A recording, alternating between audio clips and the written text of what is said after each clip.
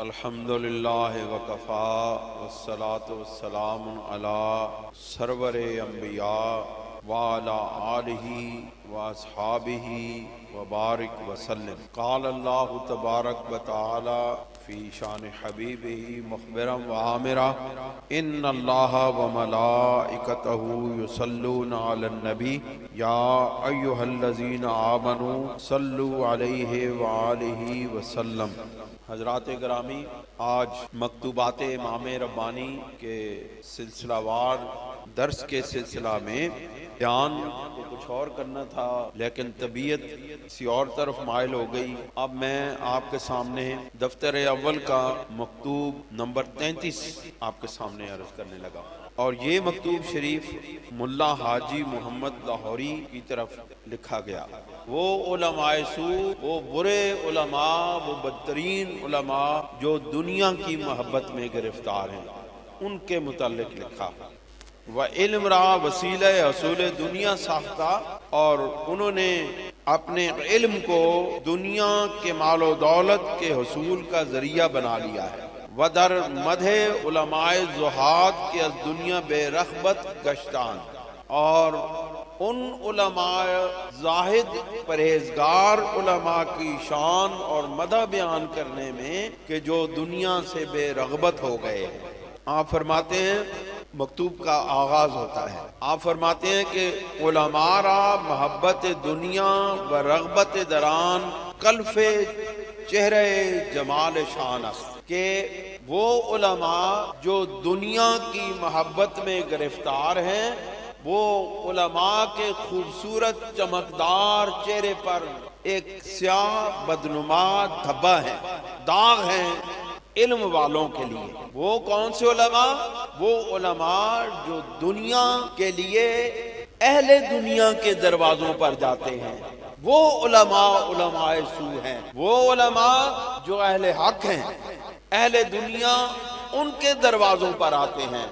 یہ فرق ہے، اہل حق علماء کے دروازوں پر دنیا والے آتے ہیں، اور جو برے بدترین علماء ہیں وہ دنیا والوں کے دروازوں پر جاتے ہیں۔ پہچاننا مشکل نہیں ہے۔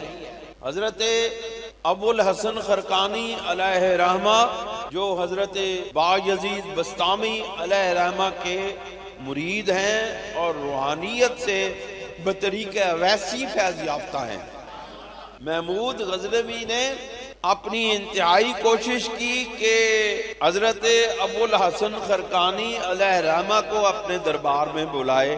تمام تر جتن کرنے کے باوجود، تمام تر ذرائع استعمال کرنے کے باوجود حضرت ابو الحسن خرقانی اس نیک بادشاہ کے دروازے پر بھی نہیں آئے۔ بالآخر اس نے یہ آیہ مبارکہ لکھ کے حضرت ابو الحسن خرقانی علیہ رحمہ کی بارگاہ میں بھیجی کہ آپ کو اس آیہ مبارکہ کے حکم کے تحت میرے پاس آنا لازم ہو گیا۔ آپ دیکھیں علماء کی شان، اہل اللہ کس طرح اپنے آپ کو ان چیزوں سے دور لے کے جاتے ہیں، اور اللہ ان کو کیسی روشنی عطا فرماتا ہے۔ اس نے ایک کاغذ پر لکھ کے بھیجا کہ اطیعوا اللہ و اطیعوا الرسول و اولی الامر منکم۔ اب اولی الامر منکم کے حکم کے تحت اللہ رب العزت نے کہا ہے کہ اللہ کا حکم مانو، اللہ کی اطاعت کرو، اور اس کے رسول کی اطاعت کرو، اور حاکم وقت کی اطاعت کرو۔ اب اس اولی الامر منکم کے حکم کے تحت آپ کو میرے محل میں آنا لازم ہو گیا۔ انہوں نے اس کے جواب میں لکھ کے بھیجا کہ ابو الحسن خرقانی اطیع اللہ کے پورا کرنے میں لگا ہوا ہے، اور ابھی تک وہ اطیع اللہ کے مقام پر نہیں پہنچا، جس کی وجہ سے وہ اطیع الرسول کے مقام اور مرتبے سے شرمندہ ہے۔ کہتے ہیں میں تو ابھی اطاعت الہی کے اندر لگا ہوا ہوں، مجھے تو اطیع الرسول کے مقام پر پہنچنے سے شرمندگی ہو رہی ہے کہ میں تو ابھی تک اس مقام پر نہیں پہنچا۔ تو اولو الامر تو بہت بعد کا مرتبہ ہے۔ یہ ہیں اہل اللہ، اولیاء کامل۔ آپ نے فرمایا میں تو ابھی اطاعت الہی کے تقاضے پورے نہیں کر پا رہا، میں تو ابھی اللہ کو راضی کرنے پر لگا ہوا ہوں، جس کی وجہ سے مجھے وقت نہیں مل رہا، اور میں اطیع الرسول کے اس مقام اور مرتبے پر نہیں پہنچ رہا، میں تو اپنے محبوب کریم نبی کریم صلی اللہ علیہ وسلم سے شرمندہ ہوں، مجھ سے تو ان کی اطاعت کے تقاضے پورے نہیں ہو رہے، تو دنیا کا بادشاہ ہے، تیرا تو نمبر ابھی اور دور پر۔ آپ اس کے دروازے پر نہیں آئے، آپ اس کے دروازے پر نہیں آئے۔ بالآخر وہ خود اپنے درباریوں کے ساتھ، اپنے حواریوں کے ساتھ دربار میں پہنچا، ابو الحسن خرقانی رحمت اللہ علیہ کی خانقاہ پہ پہنچا تو حضرت ابو الحسن خرقانی علیہ رحمت نے بجائے اس کے کہ اپنی خانقاہ سے باہر نکل کے بادشاہ کا استقبال کرتے، آپ نے اپنے درویشوں سے کہا کہ خانقاہ کی دریاں جھاڑنی شروع کر دو تاکہ وہ دھوڑ اس کی ناک میں پڑے تو وہ واپس چلا جائے۔ جب آپ کو خبر ہوئی کہ بادشاہ آپ کے دروازے پر آ رہا ہے، آپ کی خانقاہ میں آ رہا ہے، آپ نے اپنے درویشوں کو حکم دیا کہ خانقاہ کی دریاں نکال کے باہر جھاڑنی شروع کر دو، وہ بادشاہ ہے، اس کے اوپر جب گرد و غبار پڑے گا تو وہ واپس چلا جائے گا۔ وہ بھی محمود غزنوی تھا، اس نے بھی کہیں سے ادب سیکھ رکھا تھا۔ وہ جس وقت آیا تو گرد و غبار اس کے اوپر پڑا، اس نے اپنے حواریوں کو، اپنے امراء کو وہاں پہ کھڑا کر لیا، انہوں نے کہا یہ خانقاہ ابو الحسن خرقانی کی گرد و غبار ہے، یہ ہماری بخشش کا سامان ہوگا۔ وہ جو ہے سانس لینے لگا، محمود غزنوی زور زور سے سانس لینے لگا تاکہ خانقاہ ابو الحسن خرقانی کا گرد و غبار میرے اندر جائے، اور اس کا ایمان تھا کہ جس کے اندر یہ اس خانقاہ کا گرد و غبار چلا گیا، دوزخ کی آگ اس کو نہیں جلا سکے گی۔ یہ ہیں اللہ کے ولی۔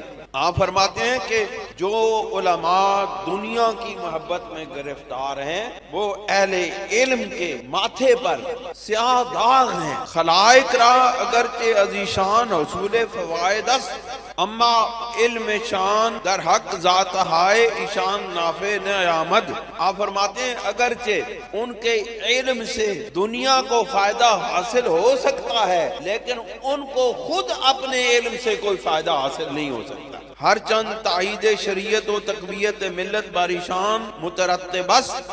آپ فرماتے ہیں کہ اگرچہ شریعت کی تقویت اور تائید انہی کے وجود سے مترتب ہوتی ہے، انہی کے وجود کی وجہ سے شریعت کو تقویت ملتی ہے، شریعت کو تائید ملتی ہے، اما گاس کے این تائید و تقویت از اہل فجور و ارباب فطور ہم بھی آیت۔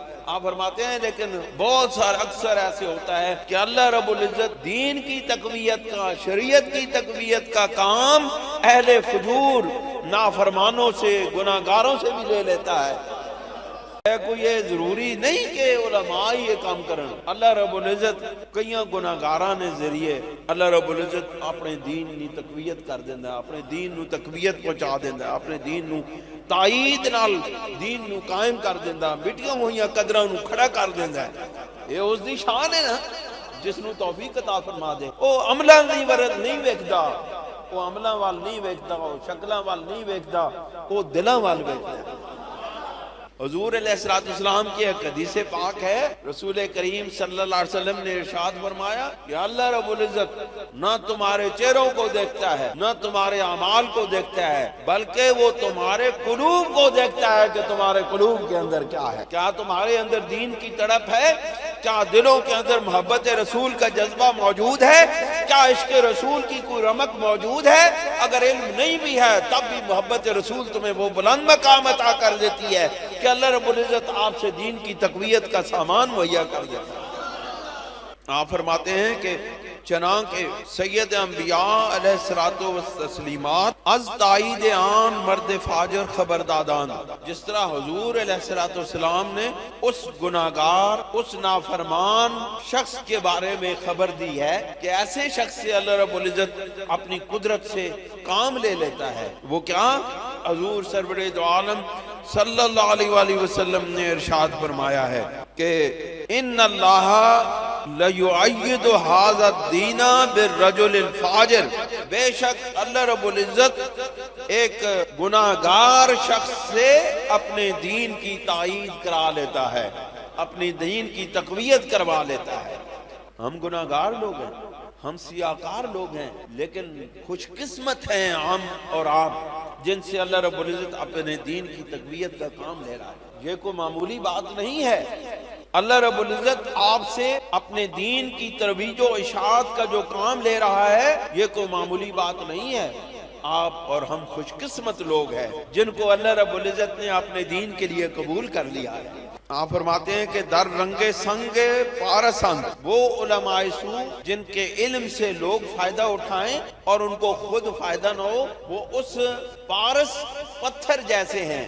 از مسو آن ہرچ بہو رسد زر گردد، کہ جو بھی اس پارس پتھر کے ساتھ تانبا یا لوہا رگڑ کھاتا ہے وہ سونا بن جاتا ہے۔ پارس پتھر اپنے اندر یہ خاصیت رکھتا ہے کہ وہ تانبے سے ٹکرا جائے یا لوہے سے ٹکرا جائے، لوہے سے اس کو رگڑ دیا جائے تو وہ لوہا اور تانبا سونا بن جاتے ہیں۔ لیکن آپ فرماتے ہیں وَأُو فِي حد ذات ہی بر حجریت خدا سے، لیکن وہ خود پتھر کا پتھر ہی ہے، وہ خود جس سے ٹکراتا ہے اس کو سونا بنا دیتا ہے، لیکن خود پتھر کا پتھر ہی رہتا ہے۔ اس کے اندر پتھر کی جو خصوصیات موجود ہیں وہ پتھر ہی رہتی ہیں، وہ ہمیشہ پتھر رہتا ہے لیکن دوسروں کو سونا بناتا رہتا ہے۔ یہی حال علماء سو کا ہے، جو دوسروں کو تو علم دیتے رہتے ہیں، خود علم کے اندھیروں میں غرق ہوتے چلے جاتے ہیں، خود گمراہیوں کے اندھیروں میں غرق ہوتے چلے جاتے ہیں۔ وہ ہمچنین آتشے کے در سنگ کو نئے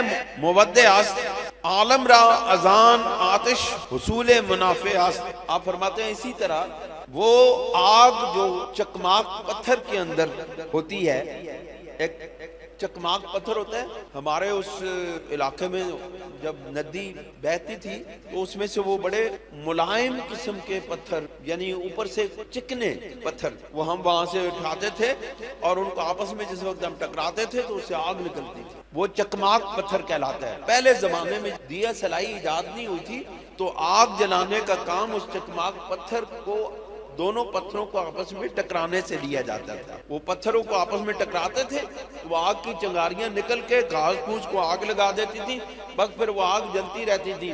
آپ فرماتے ہیں اما آن سنگو نئے اذان آتش درونی بے نصیبند۔ آپ فرماتے ہیں وہ سارے عالم کو تو آگ دیتے ہیں، وہ پتھر اور نئے یعنی بانس کی بھی سنا ہے آپس میں ٹکراتے ہیں تو اس سے آگ نکلتی ہے۔ کہتے ہیں بانس اور وہ پتھر، چکماک کا پتھر جس وقت آپس میں ٹکراتے ہیں تو اس سے آگ نکلتی ہے۔ وہ سارے زمانے کو آگ تو دیتے ہیں لیکن خود اپنے اندر کی آگ سے بے محروم رہتے ہیں۔ ایک اندر کی آگ بھی ہے نا جو عشق مصطفیٰ کی آگ ہے، یہ آگ انسان کو اعلیٰ ترین مقام پہ پہنچا دیتی ہے، یہ آگ بھی بڑی فائدہ مند ہے۔ آپ فرماتے ہیں لیکن ان کے اندر آگ ہوتی ہے لیکن ان کے اندر کی جو آگ ہے ان کو کوئی فائدہ نہیں پہنچاتی۔ پھر فرماتے ہیں جی کہ بلکہ گویم کے این علم در حق زوات ایشان مضر آمد کہ حجت را بر ایشان تمام ساخت۔ آپ فرماتے ہیں بلکہ ہم یہ کہیں گے کہ ان علماء سو کا علم ان کے لیے، ان کی ذات کے لیے مضر ثابت ہوتا ہے، کیونکہ یہ علم ان کے عمل پر حجت قائم کر دیتا ہے، یعنی ان کو اللہ رب العزت کے احکامات کا پتہ چلتا ہے، رسول اللہ صلی اللہ علیہ وسلم کے احکامات کا پتہ چلتا ہے، لیکن ان احکامات کے مطابق خود عمل نہیں کرتے اور دوسروں کو عمل کا حکم دیتے ہیں، دوسرے ان کے کہنے پر آ کے اللہ اور اس کے رسول کی تابع فرمانی کر دیتے ہیں، ان کو فائدہ ہو جاتا ہے، یہ خود نہیں کرتے، تو قیامت کے دن ان کا یہ علم ان کے اوپر حجت قائم کرے گا کہ تمہیں تو اللہ رب العزت نے یہ علم دیا تھا لیکن تم نے اس کے مطابق عمل نہیں کیا۔ اور اس کے لیے حضرت ابو ہریرہ سے روایت کردہ حدیث ہے، اِنَّا أَشَدَّ النَّاسِ، حضور علیہ السلام نے فرمایا کہ بے شک قیامت کے دن اِنَّا أَشَدَّ النَّاسِ عَذَابًا یوم القیامت عالم، بے شک قیامت کے دن اللہ رب العزت ایسے عالم کو سزا دے گا لم ينفعه اللہ بعلمہ، جس کے علم سے اللہ رب العزت نے اس کو فائدہ نہ دیا ہو، چگونہ مضر نہ باشد۔ آپ فرماتے ہیں یہ کیسے اس کے لیے مضر نہ ہوگی، علم کے نزد خدائے عز و جل عزیز است و اشرف موجودات آن را وسیلہ دنیا دنیا ازمال و جا ریاست ساختان، یہ کیسے نہ ہوگا کہ وہ علم جو اللہ رب العزت کے نزدیک ہے اور شرف والا ہے، انہوں نے اس کو اپنی دنیا کمینی دنیا کو حاصل کرنے اور جاہ و ریاست یعنی مقام اور مرتبے اور ریاست حکومت حاصل کرنے کے لیے ان لوگوں نے اس علم کو استعمال کیا ہے۔ بحال آن کے دنیا نزد حق تعالی ذلیل و خوار است، اور حقیقت یہ ہے کہ اللہ رب العزت کے نزدیک دنیا ذلیل و خوار چیز ہے، دنیا کوئی قابل اعتبار چیز نہیں ہے۔ وہ بدترین مخلوقات، اور مخلوقات میں سب سے بدترین چیز دنیا ہے اللہ رب العزت کے نزدیک۔ پس عزیز خدا را عز و جل را خوار ساختن و ذلیل او را سبحانہ و عزت دادن بغایت مستقبح است۔ آپ فرماتے ہیں کہ جو چیز اللہ رب العزت کے نزدیک ذلیل و خوار ہے اس کو عزت دینا، اور جو چیز اللہ رب العزت کے نزدیک عزت والی ہے اس کو ذلیل کرنا، یہ اللہ رب العزت کے نزدیک بہت بری بات ہے، بہت کبھی بات ہے۔ وفی الحقیقت معارضہ اس بحق سبحانہ و تعالی، اور حقیقت میں یہ اللہ رب العزت کے ساتھ مقابلہ کرنے والی بات ہے کہ جس کو اللہ رب العزت ذلیل قرار دے اس کے پیچھے پڑ جانا، اور جس کو اللہ رب العزت باعزت عزت والی قرار دے اس کو چھوڑ دینا، یہ اللہ رب العزت کے نزدیک بہت کبھی بات ہے، بہت بری بات ہے، اور حقیقت میں اللہ سے مقابلہ کرنے والی بات ہے۔ وتدریس و افتاء وقت نافع آیت کہ خالصاً لوجہ اللہ سبحانہ باشد۔ آپ فرماتے ہیں کہ درس و تدریس اور فتویٰ دینا اس وقت قابل منافع ہے، اس وقت نفع دیتا ہے کہ جب وہ خالصتاً اللہ کی رضا کے لیے کیا جائے۔ پیسے دے کے، پیسے لے کے فتوے دینا، 500 روپے فتوے بیچنا، 5,000 فتوے بیچنا، اور لوگوں نے طلاقاں نو حلال کر دینا، یہ وہ لوگ کرتے ہیں جو علماء سو ہیں کہ فتویٰ صرف اللہ کی رضا کے لیے، اللہ کا حکم کوئی پوچھے تو اس کو حق بات بتاؤ اللہ کی رضا کے لیے، اے نہیں بھئی منہ ویکھ کے فتویٰ دو، بھائی کوئی مالدار فتویٰ پوچھے تو اس نے مزاج نے مطابق دو، یہ کوئی غریب پوچھے تو اس نے دبا دو۔ آپ فرماتے ہیں وَعَز شائبہ حب جاہ و ریاست و حصول مال و رفعت خالی باشد، اور فرماتے ہیں کہ جو کہ حب جاہ مقام اور مرتبے کی محبت اور حکومت حاصل کرنے اور مال حاصل کرنے اور رفعت بلند مرتبہ حاصل کرنے سے خالی ہوگی، وہی در حقیقت اللہ اور اس کے رسول کے لیے خالص درس و تدریس ہوگی، خالص بات ہوگی۔ وعلامت این خلوب زہد در دنیا است۔ آپ فرماتے ہیں اور اس کی علامت یہ ہے کہ اس بندے کے دل سے دنیا کی محبت مٹ جائے، اس کی علامت یہ ہے کہ اس کے دل کے اندر دنیا کی محبت اور رغبت نہ ہو۔ وہ بے رغبت بودنا سو، بے رغبت ہو جانا ہے آج دنیا و ما فیہا، دنیا و ما فیہا سے بے رغبت ہو جانا ہے، یعنی بے رغبت ہو جانے کا مطلب یہ ہے، اور محبت دل سے نکل جانے کا مطلب یہ ہے کہ اگر اس کے پاس 100 روپیہ ہو تو تب بھی وہ راضی ہو، اور 100 کروڑ ہو تب بھی وہ اللہ سے راضی ہو، یعنی اس کے نزدیک مٹی اور سونا برابر ہو جائیں۔ حضرت زید بن حارثہ رضی اللہ تعالیٰ عنہ سے رسول کریم صلی اللہ علیہ وسلم نے پوچھا کیف اصبحت یا حارث، اے حارثہ تو نے کیسے آج صبح کی؟ حضرت حارثہ رضی اللہ تعالیٰ عنہ نے ارشاد فرمایا یا رسول اللہ میں نے ایمان اور یقین کے ساتھ صبح کی۔ آپ نے فرمایا اے حارثہ تیری اس بات پر تیرے پاس دلیل کیا ہے؟ میں مفہوم عرض کر رہا ہوں کہ تیرے پاس اپنے اس بات پر دلیل کیا ہے؟ انہوں نے فرمایا یا رسول اللہ صلی اللہ علیہ وسلم میں سارا دن روزہ رکھتا ہوں اور ساری رات عبادت کرتا ہوں، اب میری کیفیت یہ ہو گئی ہے کہ میں جنت والوں کو باتیں کرتے ہوئے دیکھتا ہوں اور دوزخ والوں کو روتے جھگڑتے ہوئے دیکھتا ہوں۔ حضور سرور دو عالم صلی اللہ علیہ وسلم نے فرمایا اے حارثہ تو نے سچ کہا، اب اس پر قائم بھی رہنا۔ اللہ کے محبوب کے غلاموں کی یہ شان ہے کہ وہ زمین پر بیٹھے ہوتے ہیں اور جنت کے لوگوں کو ملاحظہ کر رہے ہوتے ہیں، اور وہ زمین پر بیٹھے ہوتے ہیں اور دوزخیوں کو عذاب ملتے ہوئے دیکھ رہے ہوتے ہیں۔ تو اللہ کے محبوب کے غلاموں کا یہ عالم ہے کہ زمین پر بیٹھے ہوئے وہ عرش و فرش کی خبر رکھتے ہیں، جنت و دوزخ کو ملاحظہ کرتے ہیں، تو محبوب خدا کا کیا عالم ہوگا، ان کی کیا شان ہوگی۔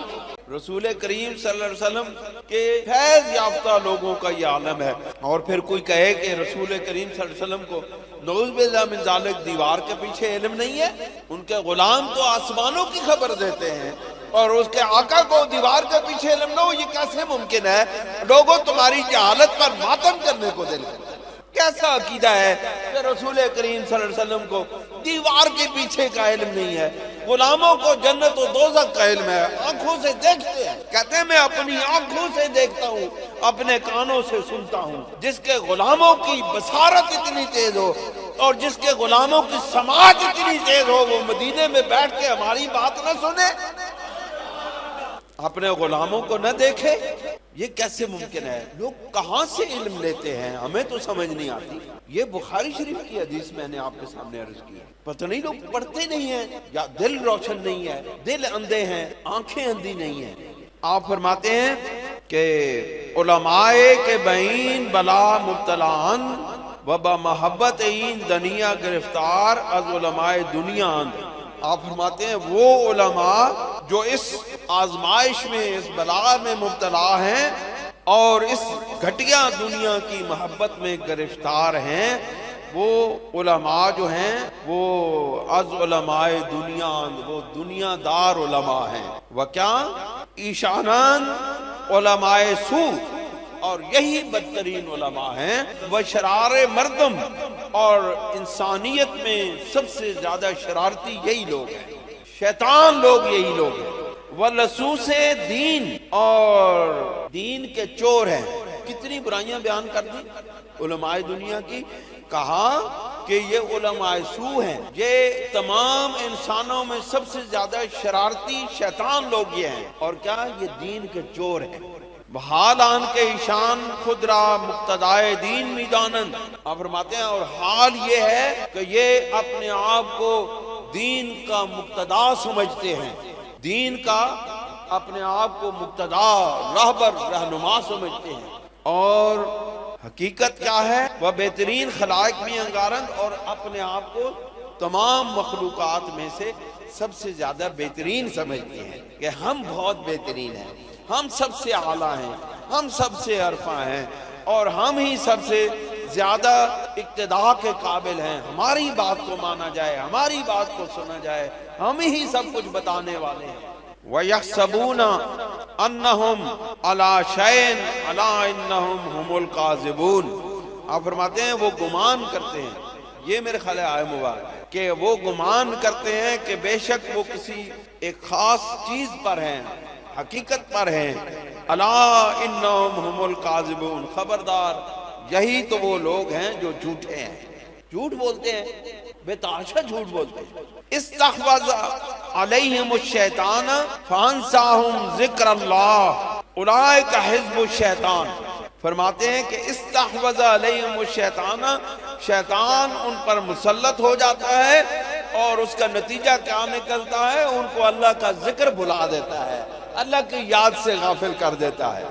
اولئک حزب الشیطان، اور یہی شیطان والا گروہ ہے. جمعے کے خطبے میں میں نے آپ کو عرض کیا تھا نا کہ اللہ کے مدد چاہنے والے، اس کے رسول کی مدد کے طلبگار اور مومنوں سے مدد حاصل کرنے والے، وہ حزب اللہ ہیں، وہ حزب اللہ ہیں.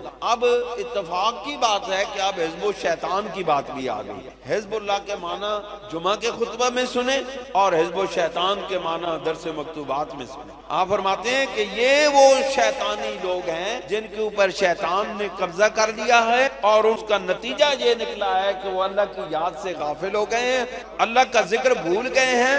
تو کیا ہوا؟ اولئک حزب الشیطان، یہی گروہ جو ہے وہ شیطانی گروہ ہے. شیطان کیا کام کرتا ہے؟ شیطان کا سب سے پہلا کام یاد رکھیں، شیطان کا سب سے پہلا کام یہ ہوتا ہے کہ وہ بندہ مومن کے دل میں شک پیدا کرتا ہے. ایسی بات، شک پیدا کرتا ہے.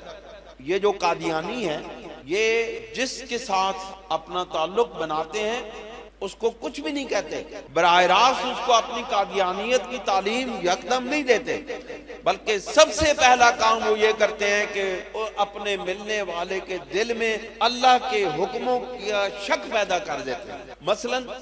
مثلا وہ یہ کہتے ہیں کہ دیکھیں حضرت عیسیٰ علیہ السلام اگر آسمانوں پر زندہ اٹھائے گئے ہیں تو زندہ آدمی تو کھاتا بھی ہے، پیتا بھی ہے، سوتا بھی ہے، جاگتا بھی ہے، تو ان کو وہاں کھانا کیسے ملتا ہے؟ یہ شک پیدا کرتے ہیں۔ اور جس وقت بندہ یہ سوچنے لگتا ہے کہ ہاں واقعی بات تو ٹھیک ہے، زندہ آدمی کے تو کچھ تقاضے ہیں، حالانکہ اللہ رب العزت خود فرماتا ہے کہ جو اللہ رب العزت کی راہ میں شہید ہو جاتے ہیں، اللہ رب العزت ان کو رزق بھی دیتا ہے، کھلاتا بھی ہے اور پلاتا بھی ہے۔ وَهُمْ يُرْزَقُونَ۔ لیکن یہ لوگ جو ہے یہ شک پیدا کرتے ہیں، اور بندے کے دل میں جس وقت شک پیدا ہو جاتا ہے، اب وہ بندہ یہ تصور کرنے لگتا ہے کہ جب اس کو یقین ہو جاتا ہے کہ ہاں واقعی حضرت عیسیٰ علیہ السلام نعوذ باللہ من ذالک اس دنیا سے فوت ہو گئے، اب انہوں نے واپس نہیں آنا ہے، تو واپس نہیں آنا ہے تو اب وہ کیا، اب وہ کہتے ہیں اب ان کا کام آسان ہو جاتا ہے، اب وہ اس کانے کو کہتے ہیں یہ مسیح موعود ہے جس کا حدیث پاک میں وعدہ کیا گیا تھا، یہ جو کانا دجال ہے یہ مسیح موعود ہے۔ اب وہ اپنا وار کرتے ہیں اور لوگوں کو گمراہ کر دیتے ہیں۔ شیطان بھی یہی عمل کرتا ہے کہ وہ لوگوں کے دلوں کے اندر شک پیدا کر دیتا ہے۔ اولئک حزب الشیطان، یہ گروہ شیطان ہے۔ الا ان حزب الشیطان هم الخاسرون، خبردار شیطانی گروہ ہی در حقیقت گھاٹا اٹھانے والا ہے، نقصان اٹھانے والا ہے، خسارہ پانے والا ہے۔ عزیز شیطان لعین رادید، آپ کو اب تصویر نظر آنے لگی ہے۔ آپ فرماتے ہیں عزیز شیطان لعین رادید کے فارغ نشستہ است۔ آپ فرماتے ہیں ایک بزرگ نے، ایک عزیز نے شیطان کو دیکھا کہ وہ فارغ بیٹھا ہوا ہے، ویلا بیٹھا ہے، نہ کوئی کام نہ کوئی کار، ویلا بیٹھا ہے۔ وہ کہنے نا اپنے سے کہ ویلا بندہ شیطان ہوندا ہے، کہ ویلا کام شیطان دا ہے، شیطان ویلا ہوندا ہے، اور تو کوئی نہیں۔ تو سرکار نے فرمایا کہ ایک عزیز نے، ایک بزرگ نے شیطان کو دیکھا کہ وہ فارغ بیٹھا ہوا ہے، تو انہوں نے پوچھا وَعَزْ تَذْلِيلُ اغواء خاطر جمع ساختہ، اور وہ کہتے ہیں کہ وہ لوگوں کو گمراہ کرنے سے اور ان کے دلوں کے اندر شک ڈالنے سے فارغ ہو کر کے بیٹھا ہوا ہے اپنے اس کام سے، کہ اس کا کام یہ ہے کہ وہ لوگوں کو گمراہ کرتا ہے اور لوگوں کے دلوں کے اندر شک ڈالتا ہے۔ کہتے ہیں آن عزیز سر عام را پرسید، ان بزرگوں نے اس شیطان سے اس کا راز پوچھا کہ اس کا راز کیا ہے کہ تو ویلا بیٹھے ہیں؟ تو اس نے کہا کہ علماء سوء این وقت درین کار با من خود مدد عظیم کردن۔ کہتے ہیں کہ اس وقت کے علماء سوء جو ہیں میرے اس کام میں میری بہت بڑی مدد کر رہے ہیں، وہ میرے مدد کر رہے ہیں، لہذا میں ویلا بیٹھا۔ وَمَرَا عظیم مہم فارغ ساختن، اور مجھ کو اس مہم سے، اس کام سے انہوں نے مجھے فارغ کر دیا ہے کہ تسی بیٹھو، تسی ساڈے بابے ہو، تسی بیٹھو، اسی تہاڈا کام کریں گے، اسی جے وہ خادم تہاڈے، اسی نوکر تہاڈے تے اسی تہاڈا کام کریں گے، تسی بابے ہو ویلے بیٹھو۔ وہ بہ گئے جی اپنے تخت سے جا کے، انہاں کہا میرے سارے چیلے، میرے مولوی لگے نے میرے کام کرنا سے، سارے نو جائز نجائز نو جائز کر رہے ہیں، جائز نو نجائز کر رہے ہیں، ایک کام لگے نے سارے۔ آپ فرماتے ہیں والحق درین زمان ہر سستی و مداحنتے کہ در امور شرعیہ واقع شداست و ہر فتورے کہ در ترویج ملت و دین ظاہر گشتاست ہما از شومی علماء سوء۔ آپ فرماتے ہیں کہ اس دور کے اندر جتنے بھی دین کے معاملات کے اندر سستی اور مداحنت کہتے ہیں دینی بغیرتی، یعنی دین کی قدروں کو مٹتے ہوئے دیکھ کے بندہ مصلحتاً خاموشی اختیار کرے، اس کو مداحنت کہتے ہیں۔ جس طرح ابھی ایک دو دن پہلے باقاعدہ منصوبہ بندی کے تحت مدینہ منورہ میں حضور سرور دو عالم صلی اللہ علیہ وآلہ وسلم کے روضہ اطہر کی بے حرمتی کی گئی، اور جس مقام اور جس جگہ کے لیے اللہ رب العزت نے فرمایا ہے کہ یا ایھا الذین آمنوا لا ترفعوا اصواتکم فوق صوت النبی ولا تجہروا لہ بالقول کجہر بعضکم لبعض ان تحبط اعمالکم۔ کہ اے ایمان والوں کو کہا جا رہا ہے، اے ایمان والو تم اپنے پیارے محبوب علیہ السلام کی آواز سے اونچی آواز نہ کرو، اور ان کو اس طرح نہ بلاؤ جس طرح تم ایک دوسرے کو بلاتے ہو، ورنہ تمہارے اعمال ضائع ہو جائیں گے اور تمہیں خبر بھی نہیں ہوگی کہ تمہارے اعمال ضائع ہو گئے۔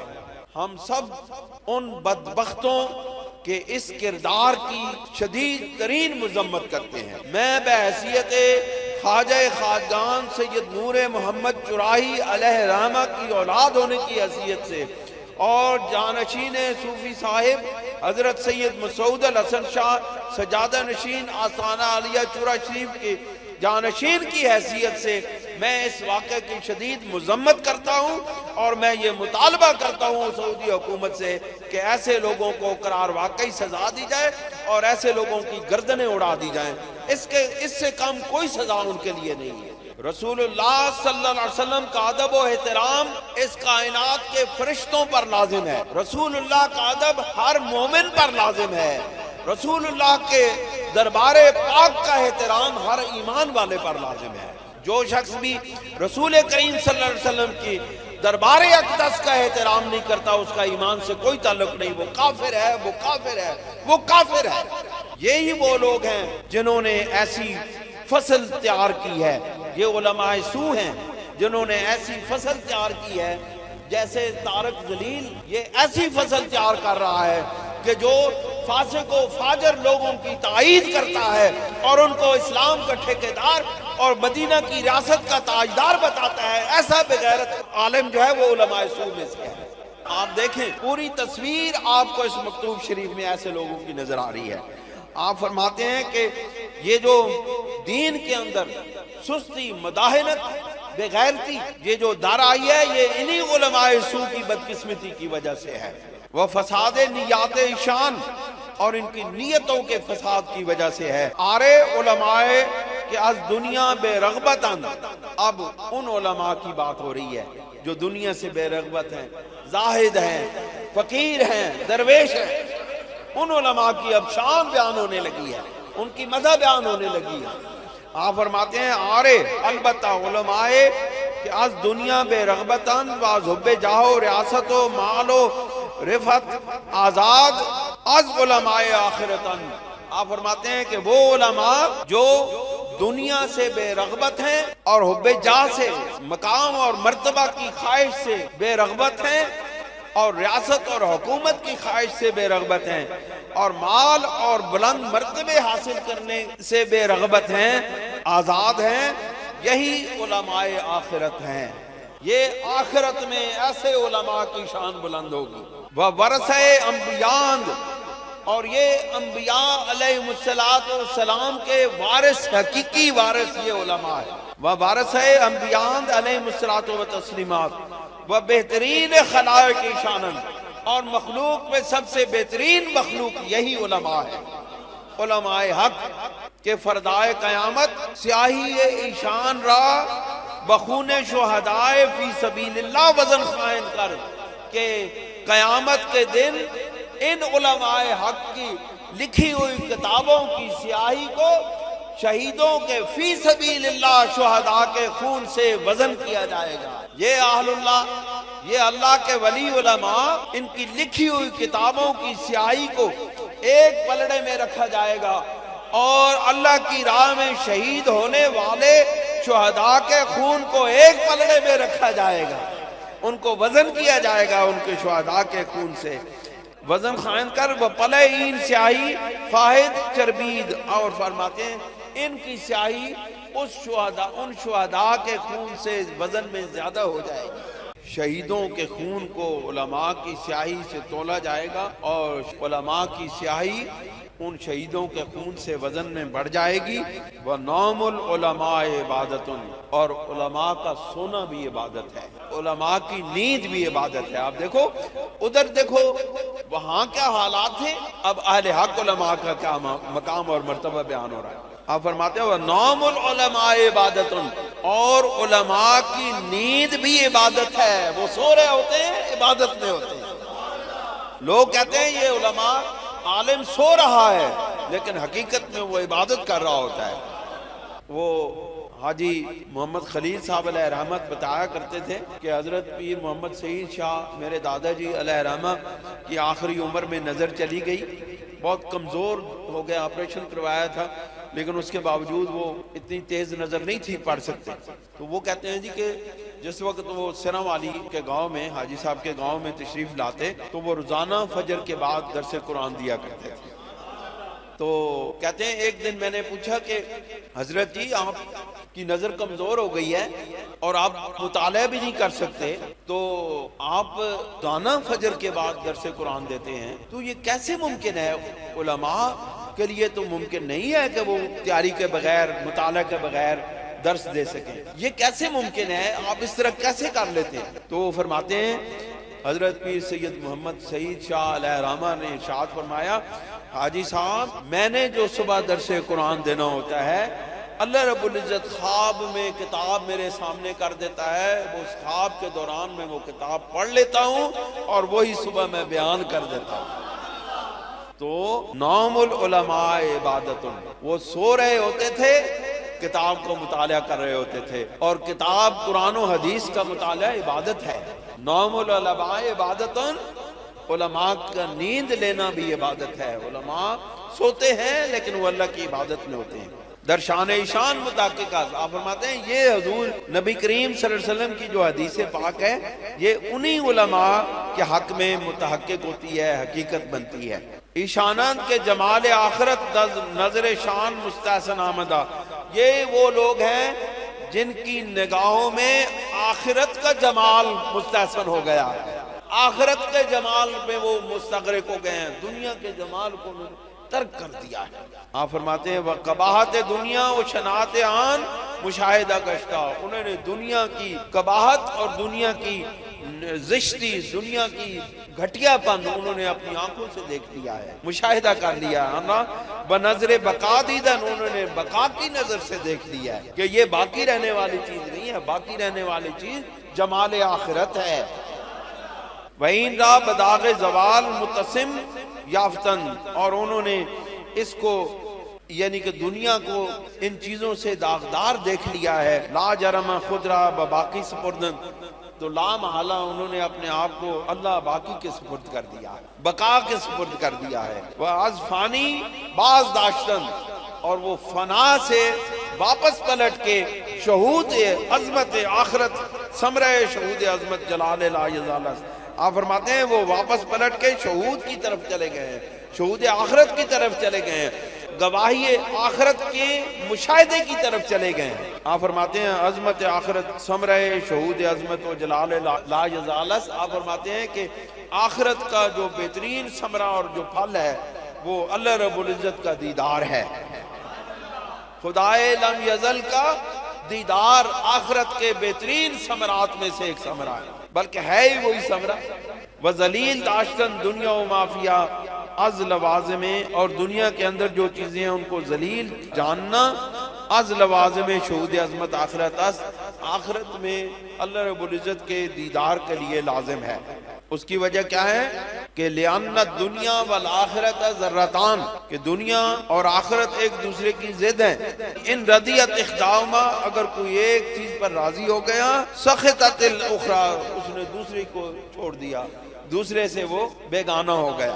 اگر دنیا عزیز ہے آخرت خوار ہے، اگر دنیا عزیز ہے تو آخرت بربادی ہے، آخرت میں خواری ہے۔ وہ اگر دنیا خوار ہے آخرت عزیز ہے۔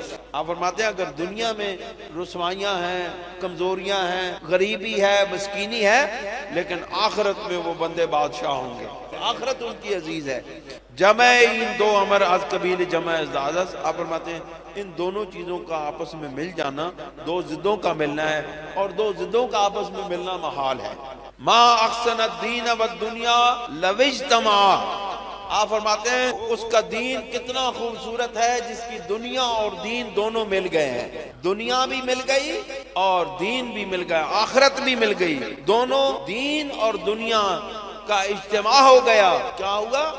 دنیا اس کے دین کے تابع ہو گئی، مال جو کمایا شریعت کے حکموں کے مطابق کمایا، یہ دنیا تابع ہو گئی دین کے۔ اللہ نے کہا زکوٰۃ ادا کر، بندے نے مال کمایا اس میں سے زکوٰۃ ادا کی، یہ دین کے تابع ہو گئی دنیا، یہ خوبصورت ترین دنیا ہے جو دین کے تابع ہو گئی۔ آپ فرماتے ہیں آرے جمع از مشائخ کے از خود و باعث خود بتمام برآمدہ ہم بواسطہ باز نیابت نیات حقانیہ اختیار صورت اہل دنیا نمودان آپ فرماتے ہیں کہ ہاں البتہ یہ بات ہے کہ بہت سارے اہل اللہ نے، مشائخ نے، جو اپنے ارادے سے اس دنیا کے ماحول سے باہر نکل آئے ہیں اور صورت کے طور پر دنیا کو اختیار کیا ہے، یعنی صورتاً دنیا میں مشغول ہو گئے ہیں، لیکن اپنے اندر کے ارادے سے، اپنے باطن سے وہ دنیا سے دور ہو گئے ہیں، تو کیا ہوا؟ فی الحقیقت ہے تعلق ندارن، جو بظاہر تو راغب نظر آتے ہیں، بھی نمائند، بظاہر راغب بھی نمائند، یعنی بظاہر وہ دنیا کی طرف راغب نظر آتے ہیں، وہ فی الحقیقت ہے تعلق ندارن، لیکن حقیقت میں ان کا دنیا سے کوئی تعلق نہیں ہوتا۔ تو کیا ہوتا ہے؟ واز ہمہ فارغ و آزادن، وہ تمام چیزوں سے فارغ اور آزاد ہو گئے ہیں۔ تو کہا اللہ رب العزت ان کی شان بیان کرتے ہوئے کہتا ہے رجال لا تلہیہم تجارت ولا بیع عن ذکر اللہ، یہ وہ مرد خدا ہیں جو دنیا کے کاموں میں مصروف ہوتے ہیں لیکن ان کا دل اللہ کے ذکر میں مصروف ہوتا ہے۔ رجال لا تلہیہم تجارت ولا بیع عن ذکر اللہ، یہ وہ مردان خدا ہیں جن کے دنیا کے اندر مشغول ہونا، خرید و فروخت کرنا، بازار میں بیٹھنا، مال کمانا، یہ ساری چیزیں ان کو اللہ کے ذکر سے غافل نہیں کر سکتے۔ آپ فرماتے ہیں کہ حضرت خواجہ نقشبند نے فرمایا ہے، حضرت خواجہ خواجگان سید بہاؤالدین نقشبند بخاری، جن کے ساتھ منسوب ہے سلسلہ طریقت نقشبندیہ، جن کے نام کے ساتھ منسوب ہے، ان کا فرمان ذکر کرتے ہیں۔ آپ فرماتے ہیں کہ حضرت خواجہ نقشبند فرمودان قدس اللہ تعالی سرہ الاقدس کے در بازار منا تاجر رادیدم، آپ فرماتے ہیں کہ میں نے منا کے بازار میں ایک تاجر کو دیکھا۔ حضرت بہاؤالدین نقشبند ارشاد فرماتے ہیں میں نے حج کے دوران میں منا کے بازار میں ایک تاجر کو دیکھا کہ وہ 50,000 دینار کم و بیش را فروخت نمود، کہ اس نے کم و بیش 50,000 دینار کی خرید و فروخت کی، تجارت کی۔ 50,000 دینار اس زمانے میں، 50,000 دینار، پتہ نہیں ہوں ارباں روپے نہیں ہو سی، کروڑا تو ہون گے، ارباں ہوئے تو کروڑا تو ہو سی۔ حضرت بہاؤالدین نقشبند بخاری علیہ رحمہ فرماتے ہیں میں نے منا کے بازار میں ایک ایسے تاجر کو دیکھا جس نے کم و بیش 50,000 دینار کا سودا کیا، خرید و فروخت کی۔ وَيَک لحظہ دل او از حق سبحانو غافل نہ گشت، لیکن ایک لمحے کے لیے بھی اس کا دل اللہ رب العزت کے ذکر سے غافل نہ ہوا۔ بندہ خرید و فروخت کر رہا ہے، 50,000 کم و بیش دینار کی خرید و فروخت ہوئی، تجارت ہوئی، اس کا ایک لمحہ بھی اللہ کے ذکر سے غافل نہ ہوا۔ بہاؤالدین نقشبند بخاری کو اس کے حال دل کیسے معلوم ہوا؟ بہاؤالدین نقشبند بخاری علیہ رحمہ غیب کا علم رکھتے تھے، تبھی تو دل کا حال معلوم ہوا۔ آپ فرماتے ہیں میں نے اس کے دل کو ایک لمحے کے لیے بھی غافل نہ دیکھا، اس نے نہیں بتایا کہ میں ایک لمحے کے لیے بھی اللہ کے ذکر سے غافل نہ ہوا۔ آپ فرماتے ہیں کہ کم و بیش خرید و فروخت نمود، وہ یک لحظہ دل او از حق سبحانو غافل نہ گشت، کہ اس کا ایک لمحہ بھی اللہ کے ذکر سے غافل نہ ہوا۔ یہ کس نے دیکھا؟ بہاؤالدین نقشبند بخاری نے دیکھا۔ اللہ کے ولی جواسیس القلوب ہوتے ہیں، اس لیے حکم ہے کہ جب اللہ کے ولی کے سامنے بیٹھو اپنے دل کو سنبھال کے بیٹھو۔ اس کی وجہ یہ ہے کہ وہ تمہارے دلوں کے حال جانتے ہیں۔ کہتے ہیں علماء کے پاس بیٹھو زبان سنبھال کے بیٹھو، اولیاء کے پاس بیٹھو دل سنبھال کے بیٹھو، کیونکہ وہ دلوں کو دیکھ رہے ہوتے ہیں، دلوں کو ملاحظہ کر رہے ہوتے ہیں۔ اس لیے اللہ کے محبوب بندوں کے ادب کا یہ حال ہے کہ وہاں دل سنبھال کے بیٹھنا پڑتا ہے، تو بارگاہ مصطفیٰ کے ادب کا کیا عالم ہوگا؟ وہاں تو دل کو بھی سنبھال کے بیٹھنا، زبان کو بھی سنبھال کے بیٹھنا، نگاہ کو بھی سنبھال کے بیٹھنا پڑتا تھا۔ اللہ تعالی ہمیں نیک اعمال کی توفیق عطا فرمائے، برائیوں سے، بری دوستیوں سے، بری صحبتوں سے بچنے کی توفیق عطا فرمائے۔ وآخر دعوانا ان الحمدللہ رب العالمین۔ جزاک اللہ، بہت شکریہ۔